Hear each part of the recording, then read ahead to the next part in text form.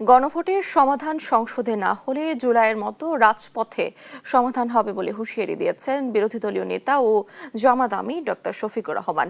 শুক্রবার সকালে Kakrail diploma engineers ইনস্টিটিউটে জামায়াত ইসলামী ঢাকা জেলার রোকন সম্মেলনে এ কথা বলেন তিনি।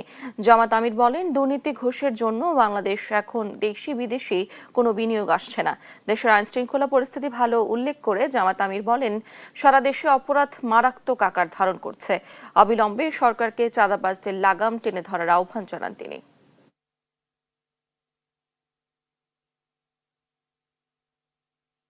সংসদে আমরা ন্যায় বিচার পাই নাই, এখন যে জনগণ রায় দিয়েছিল আমরা তাদের কাছে এই বিচার নিয়ে চলে যাচ্ছি। যে জিনিসের সলিউশন হাউসের ভিতরে হওয়ার কথা তারা বাধ্য করেছে এখন রাজপথে আসতে। এখন সমাধান যদি সংসদে না হয় তাহলে রাজপথে হবে ইনশাল্লাহ।